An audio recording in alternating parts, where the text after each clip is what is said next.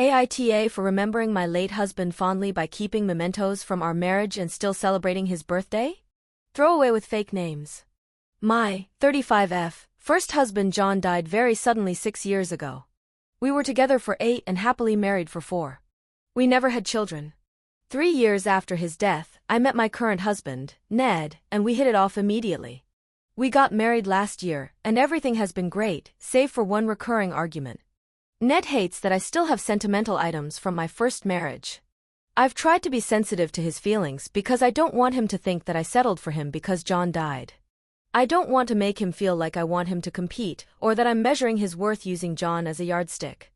Ever since the first time he expressed his discomfort with this, I do not bring John up to him, and I keep the things out of sight. I keep my wedding photos, other photos, wedding tape, home videos, gifts from John, and his old record collection in 2 large chests in the basement. The rest of his things I gave away to his brother and nephews. I have looked at them maybe thrice in the last 2 years, and usually at his family's request. I don't want to throw them out or give them away because they signify an important part of my life, even if I'm in love with another man now. I am still very close with John's family.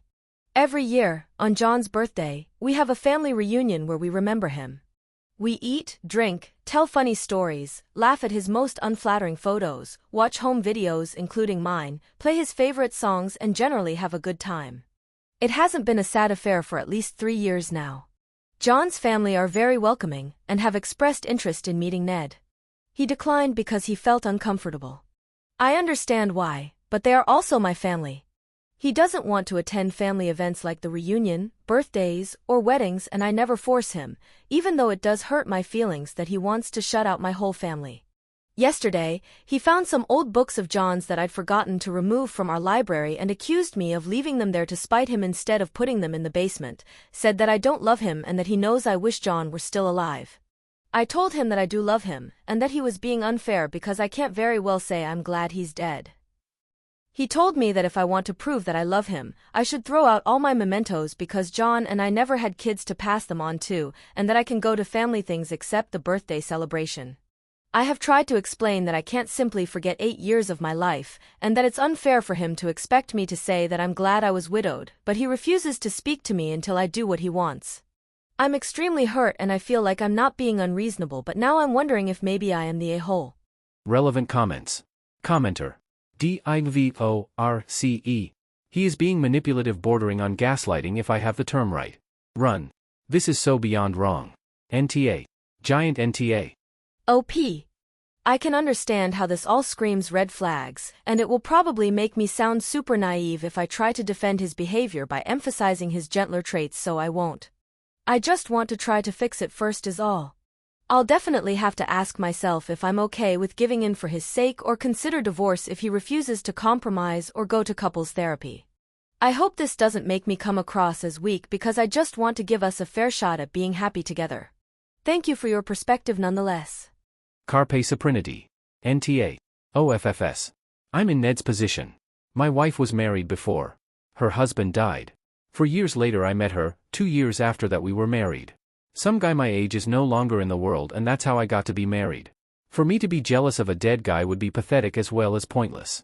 It's not like he's competing with me for her affection. Ned is a dickhead. OP. Thank you so much for this. I was genuinely beginning to feel like there was something I wasn't getting and I'm so tired of explaining the same thing over and over again. I've told him the exact thing that I'm not comparing them or making him compete with a dead man and I don't know how else to explain this to him. Flowprag. NTA. Please do not give in to his demands and throw away your memories. You'll regret it immensely. OP. I'm so sure I'll regret it if I do. I'm now thinking of maybe taking the chests down to John's parents' house and storing them there. I know they would be willing to take care of them for me. I just don't want to look like a pushover if I've not done anything wrong and I'm starting to feel like I'm the one always making compromises. Update. Sorry it's so long. Thank you for all your comments. I appreciate all the resources, advice, and awards. I didn't expect this much feedback, but I'll do my best to read through everything. Also, thanks to everyone who suggested Emily Yoff's article. You've all given me some much-needed perspective, and I see now that I wasn't taking it seriously enough. I never thought he would try to tamper with my things, but I also didn't think he would ever behave like this when I married him. I would like to clear up a few things first. I've had a few hostile comments and DMs saying that I've been trying to make him uncomfortable by asking him to family things, forced my idea of normal on Ned, and even forced him to be in a polyamorous relationship with a ghost. I don't see how, because I changed my name, go out of my way to not mention or do anything related to John, save for the one day a year when we have the reunion. I even used to celebrate mine and John's anniversaries and wore his ring, but I stopped doing that before Ned and I met. I don't even mention the traditions we had out of respect. I do miss him sometimes, but I'm not pining and I don't verbalize it except to my therapist. Therapy helped me immensely here, and I'm working my hardest. I didn't try to make Ned come to the birthday reunions with me. I only suggested the reunion after he accused me of spending it pining for John. I wanted him to see that that's not true. I did ask him to come to John's brother's wedding with me and my nephew's birthday, and he said no both times, citing the same reasons. My therapist helped me frame some points to tell Ned that we need couples therapy. John's brother, Tom, came over and helped me move my stuff so he could take them to his parents' storage tomorrow. Ned finally came out of the den and lost his mind when I told him that therapy is non-negotiable. He tried to stop us from moving the stuff a few times, accused me of violating his trust by asking for help, and that Tom and my relationship is inappropriate because we're not related anymore. He claims he asked me to get rid of the stuff in the chests, but that the actual chests belong to us both, that I have no right to take them away, that I'm being manipulative by not trusting him with my stuff. He didn't give me an answer regarding therapy.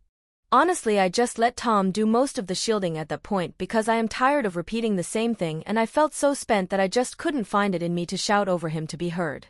I was able to get some things together, and now I'm currently at Tom's. I'm so grateful to him and his wife for breaking quarantine for me. Now I'm just trying to manage my anxiety, at least until I can talk to my therapist again. I know everyone wants me to say I'm definitely going to divorce him, but I need a moment to collect and process. I promise I'm thinking about how to take care of myself and keeping separation and divorce in mind. I went from being giddy with love to being frustrated but hopeful this morning to considering divorce in the evening. He's blowing up all our phones now, but I'm very tired and I just want to sleep. Update 2. A few people have contacted me to let me know that my post is being shared on social media and that a relationship website has written a story on it. I'm a little disappointed, but honestly it's not the worst thing to happen these past few days. I'm mentally preparing for the possibility that it will get back to Ned and likely cause more tension. Just updating to let everyone know that I'm aware, so no need to DM me the links. Thanks again. Update 3. This thread has long grown cold, but I guess I want to write this down at least to hold me accountable to my decision. I spoke to Ned a few hours ago for the first time since I left the house. He was very angry and lashing out. Initially I planned on having a face-to-face, but given the content of his messages to myself and my family when I left, I chose to do so over Zoom.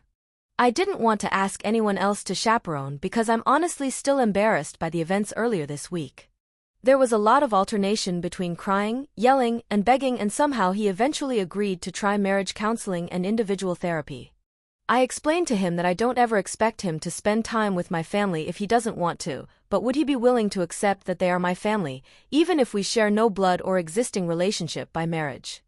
I explained that I have known them since I was barely 18, before there was even a John and I, and that they have been my people for a decade and a half. I explained that I would happily try to foster the same relationship with his siblings, were he to ever get back on speaking terms with them. This he refused to budge on. He said he will never be okay with my relationship with my family, and that he will not refer to them as such because what I was apparently describing was close friendships. I won't bore you with other details because after that answer, I don't know who or what I'm even fighting to hold on to. I'm slowly accepting the fact that I will be putting away more wedding photos soon. I can't believe it hasn't even been a year.